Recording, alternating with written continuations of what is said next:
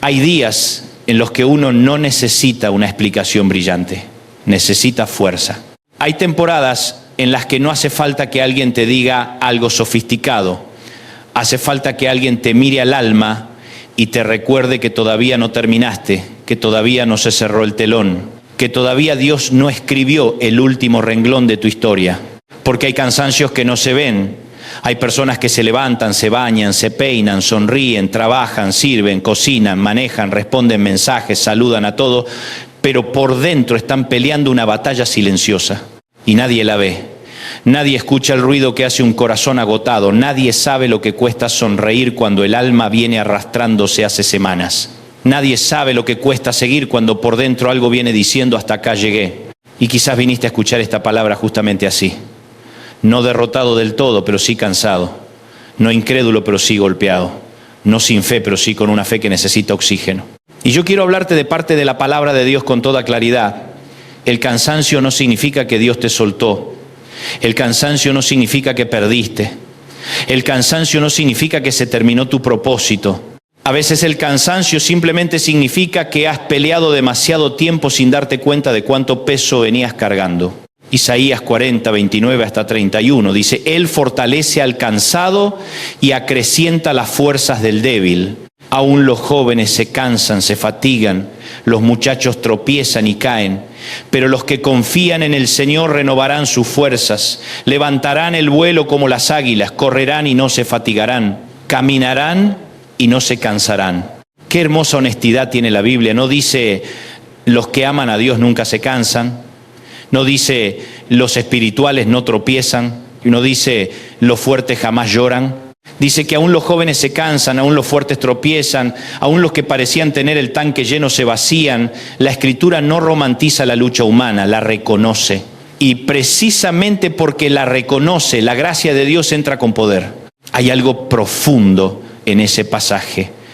El texto no comienza con la fuerza del hombre, comienza con la acción de Dios. Él fortalece.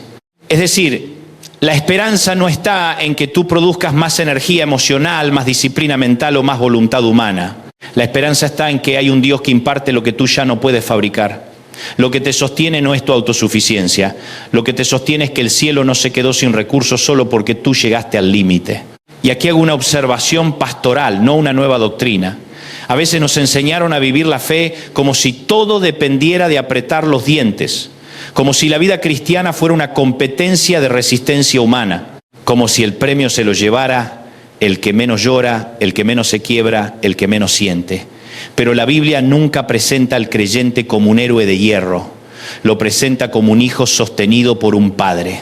Y hay una enorme diferencia entre resistir solo y ser fortalecido por Dios. Mirá a Elías en 1 Reyes 19.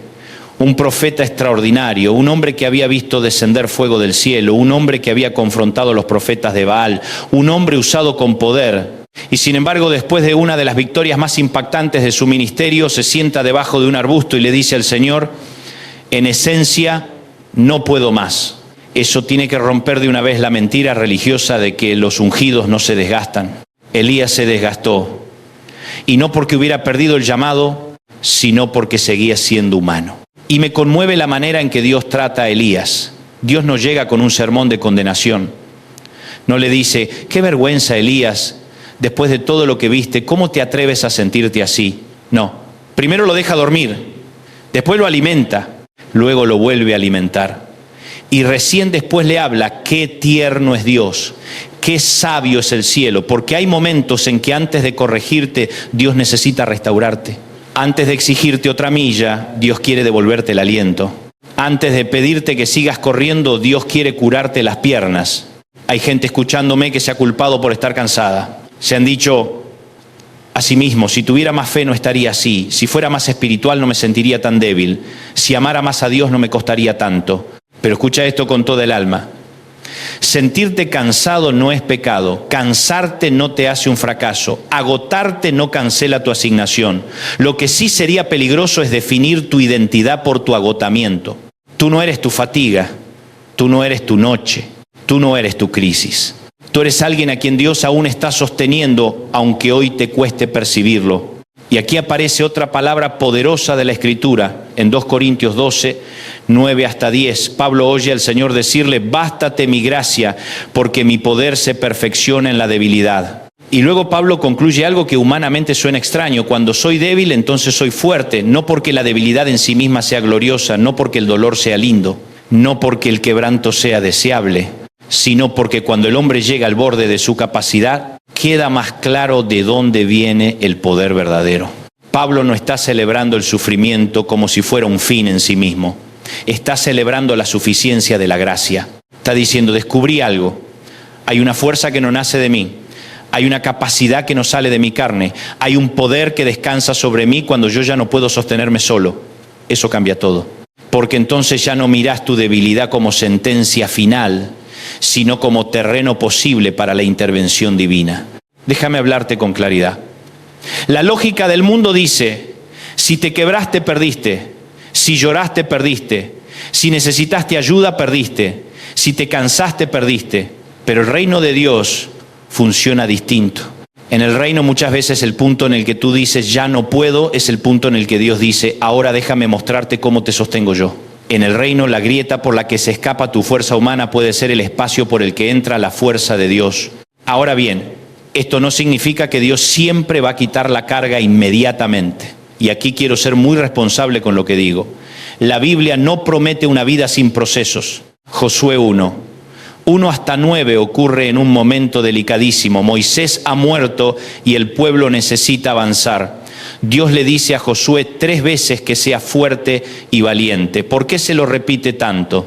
Porque evidentemente Josué necesitaba oírlo una y otra vez. No estaba entrando a un jardín de tranquilidad, estaba entrando a un desafío inmenso. ¿Había promesa? Sí. ¿Había presencia de Dios? Sí. Pero también había Jordán, había ciudades, había enemigos, había decisiones, había presión.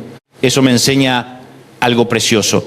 La valentía bíblica no es la ausencia de miedo. La valentía bíblica es obedecer con Dios en medio de lo que intimida. Ser fuerte y valiente no significa no temblar. Significa no dejar que el temblor te gobierne. Significa avanzar sabiendo que la presencia del Señor pesa más que la amenaza del camino. Quizás tú estás exactamente ahí. No en una derrota total, sino en una frontera. Del otro lado hay un reto enorme.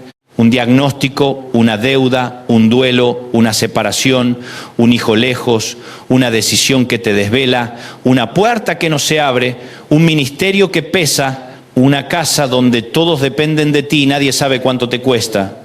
Y la palabra del Señor para ti no es: nunca más sentirás presión. La palabra es: yo estaré contigo donde quiera que vayas. Josué 1:9. Y cuando la presencia de Dios entra a la escena, el panorama no siempre cambia de inmediato, pero el corazón sí empieza a afirmarse. A veces creemos que fortaleza es correr, pero Isaías 40:31 me fascina porque no habla solamente de remontar vuelo y de correr, también habla de caminar, y eso es importantísimo. Porque hay temporadas para remontar vuelo, hay temporadas para correr, pero también hay temporadas donde la gran victoria espiritual consiste simplemente en seguir caminando un paso más, una oración más, un amanecer más, una decisión correcta más, un día más sin rendirte. Y eso también es poder, eso también es un milagro, eso también es Dios sosteniendo a sus hijos. El texto dice que los que confían en el Señor renovarán sus fuerzas. La palabra hebrea asociada a esa idea de esperar o confiar en Isaías 40:31, según el trabajo léxico, no comunica una espera vacía, sino una espera tensa, expectante, sostenida, casi como una cuerda estirada. No es una pasividad dormida, es una expectativa activa. Dicho de otro modo, esperar en Dios no es sentarse a morir. Esperar en Dios es permanecer mirando al cielo sin soltar la convicción de que Él sigue obrando, aun cuando todavía no veas el resultado. Y aquí hago otra aplicación pastoral. Hay una diferencia enorme entre resignación y esperanza. La resignación dice: no hay nada que hacer. La esperanza bíblica dice: no veo todo todavía, pero Dios no terminó. La resignación baja la mirada. La esperanza levanta la cabeza.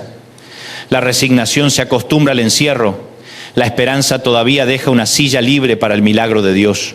Por eso el salmista pudo decir en Salmo 27, 13 hasta 14, hubiera yo desmayado si no creyese que veré la bondad del Señor en la tierra de los vivientes. Aguarda al Señor, esfuérzate y aliéntese tu corazón. Sí, espera al Señor. Qué frase tremenda, hubiera yo desmayado. La Biblia te da permiso para admitir eso. El salmista está diciendo, yo también tuve un borde, yo también tuve un límite, yo también tuve un momento donde casi me apago, pero hubo una convicción que lo sostuvo.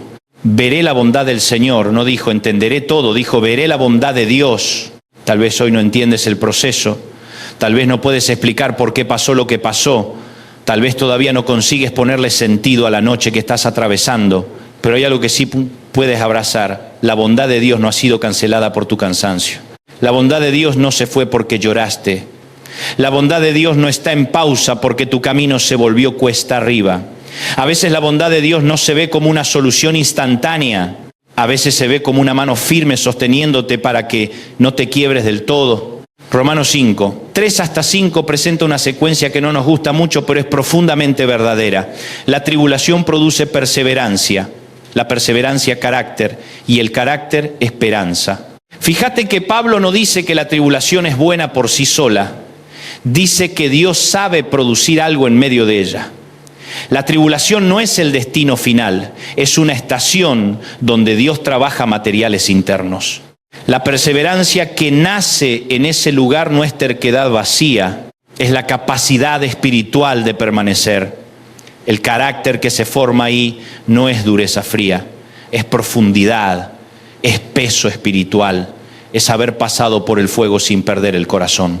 Y la esperanza que sale de allí ya no es ingenua, es una esperanza probada, madura, anclada. Hay una esperanza barata que dura mientras todo sale bien, pero hay una esperanza bíblica que sale del horno, una esperanza que aprendió a respirar en el valle, una esperanza que sabe llorar sin renunciar, una esperanza que conoce la noche y aún así sigue diciendo Dios sigue sentado en el trono. Esa esperanza no avergüenza, dice Pablo, porque el amor de Dios ha sido derramado en nuestros corazones por el Espíritu Santo. Escúchame bien, el Espíritu Santo no viene solo para darte experiencias emotivas, viene también para sostenerte cuando no sabes cómo seguir, viene para fortalecer tu hombre interior, viene para recordarte lo que Cristo dijo cuando tu mente quiere mentirte, viene para interceder con gemidos indecibles cuando tú ya no encuentras palabras. Hay personas que creen que su vida espiritual depende de sentirse fuertes todo el tiempo. No, tu vida espiritual depende de aprender a depender del Espíritu de Dios en todo tiempo. Hebreos 12, 1 hasta 3 dice que corramos con perseverancia la carrera que tenemos por delante, puestos los ojos en Jesús. Ese pasaje no dice puestos los ojos en la meta, dice puestos los ojos en Jesús. Porque si tú pones los ojos solo en la distancia que falta, te desmoralizas. Si pones los ojos solo en el tamaño del problema, te asustas. Si pones los ojos solo en la gente, te decepcionas. Pero si pones los ojos en Jesús, el autor y consumador de la fe, entonces el alma encuentra una referencia firme. Observa además que el escritor dice que dejemos todo peso y el pecado que nos asedia, porque no todo lo que te cansa es un demonio. A veces es un peso que llevas sin necesidad. A veces es una culpa vieja. A veces es una exigencia que Dios nunca te pidió. A veces es la manía de querer resolverlo todo tú mismo. A veces es seguir viviendo con la carga de agradarle a todo el mundo. A veces el Señor no solamente quiere darte fuerza para caminar, también quiere enseñarte qué cosas tienes que soltar para caminar más liviano. Hay creyentes que le piden fuerzas a Dios, pero no sueltan los pesos que Dios les está señalando. Quieren resistencia, pero no rendición. Quieren alivio, pero no obediencia. Quieren paz, pero siguen abrazando relaciones, hábitos, pensamientos y culpas que les drenan el alma. Y Dios, que es amoroso, no solo te fortalece, también te corrige el equipaje. Déjame entrar un poco más hondo. Hay cansancios que vienen del dolor, otros vienen del miedo, otros del desengaño, otros de la comparación, otros del servicio sin descanso, otros de esperar demasiado tiempo. Gálatas 6, 9 habla directamente a eso. No nos cansemos de hacer el bien, porque a su debido tiempo cosecharemos si no nos damos por vencidos. Qué frase tan necesaria. Porque uno puede cansarse de sufrir, sí, pero también puede cansarse de hacer lo correcto, cansarse de perdonar, cansarse de sembrar, cansarse de interceder, cansarse de dar lo mejor, cansarse de creer por los hijos, cansarse de construir un matrimonio, cansarse de servir en la iglesia, cansarse de mantenerse íntegro en un ambiente torcido. Y Pablo dice, no te canses de hacer el bien, no porque siempre vas a sentir ganas, sino porque hay cosecha preparada para el que no abandona el campo antes de tiempo. Y aquí hay una diferencia clave: cansarse no es lo mismo que darse por vencido. Puedes estar cansado y seguir fiel, puedes llorar y seguir sembrando, puedes tambalearte y seguir avanzando, puedes necesitar que te ministren y seguir perteneciendo al propósito de Dios. El problema no es llegar agotado al altar, el problema sería dejar el campo antes de la cosecha. Filipenses 1:6 añade otra certeza gloriosa: el que comenzó en ustedes la buena obra la irá perfeccionando hasta el día de Cristo Jesús. Eso quiere decir que la historia no descansa sobre tu habilidad de terminarte a ti mismo. Descansa sobre la fidelidad de aquel que comenzó. Él no te llamó para dejarte a medio camino. Él no te rescató para abandonarte en la mitad del puente. Él no encendió una obra en ti para luego desinteresarse. Si Dios empezó algo, Dios lo sostendrá. Quizás a otro ritmo del que esperabas, quizás por un camino distinto del que imaginabas, pero la obra sigue en marcha. Ahora quisiera hablarle a los que sienten que están fallándole a Dios porque no tienen el mismo fuego de antes, ¿te entiendo? Hay temporadas donde uno dice, antes lloraba en la presencia del Señor con facilidad, antes todo me conmovía, antes sentía fuerzas, antes tenía pasión. ¿Qué me pasó? Y yo te diría, tal vez no te pasó que Dios se fue, tal vez te pasó la vida. Tal vez te golpeó el calendario, el duelo, la presión, la desilusión, el cansancio acumulado. Pero la ausencia de intensidad emocional no prueba la ausencia de Dios. Hay veces en que la fe más profunda no es la que grita más fuerte, sino la que sigue presentándose delante de Dios, aún sin emociones grandiosas, simplemente diciendo, Señor, aquí estoy. No tengo mucho, pero todavía soy tuyo. Y eso vale muchísimo en el cielo, más de lo que imaginas. Porque Dios no solo se glorifica en las multitudes y en los momentos altos, también se glorifica en el creyente que llega arrastrando los pies pero no deja de llegar, en la madre que sigue orando, en el padre que sigue creyendo, en la viuda que sigue adorando, en el joven que vuelve a levantarse, en el siervo que sigue sirviendo con el corazón remendado, en la persona que no tiene fuerzas para correr pero decide no abandonar el camino. Yo no sé en qué punto estás. No sé si estás en una batalla económica, emocional, familiar o espiritual. No sé si estás sosteniendo a alguien enfermo, si acabas de enterrar un sueño, si llevas meses esperando una respuesta, si te cuesta dormir, si extrañas a alguien, si el futuro te intimida o si te pesa una herida que todavía no aprendiste a nombrar. Pero sí sé esto: Dios fortalece al cansado, no al que finge, no al que presume, no al que actúa, al cansado, al débil, al que ya no tiene maquillaje espiritual, al que llega como puede, al que dice la verdad, al que no levanta una imagen sino una necesidad. Y si hoy eres ese cansado, entonces esta promesa te pertenece. Te pertenece cuando sientes que orar te cuesta. Te pertenece cuando llevas demasiado tiempo peleando. Te pertenece cuando la casa depende de ti y no sabes de dónde sacar energía. Te pertenece cuando extrañas una versión tuya que parecía más fuerte. Te pertenece cuando el miedo te muerde por dentro. Te pertenece cuando la noche se hizo larga. Te pertenece cuando nadie más entiende lo que estás viviendo. Te pertenece cuando ya no tienes discursos bonitos y solo te queda un susurro. Te pertenece cuando lo único que puedes decir es, Señor, sosténeme. Y yo creo con todo el corazón que Dios sabe hacerlo. Sabe sostenerte sin humillarte, sabe corregirte sin aplastarte, sabe detenerte sin desecharte, sabe procesarte sin perderte, sabe vaciarte de autosuficiencia sin robarte dignidad, sabe formar en ti una resistencia santa que no nace del orgullo sino de la dependencia. A veces le pedimos a Dios que nos quite la tormenta y Él decide fortalecernos en medio de ella. No porque sea cruel, sino porque ve más lejos que nosotros. Si sacara cada dificultad apenas aparece, jamás sabríamos cuánta gracia puso dentro de nosotros. Nunca descubriríamos cuánto podía sostenernos su presencia. Nunca conoceríamos la clase de fe que no se basa en circunstancias favorables, sino en la fidelidad del Señor. Y escucha esto, por favor, no te apures a sacar conclusiones en medio del cansancio. El cansancio distorsiona.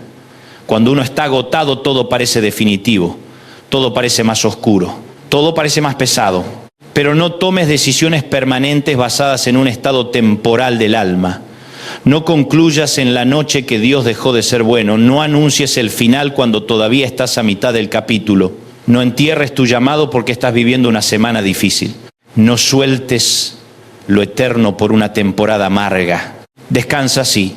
Llora, sí. Pide ayuda, sí.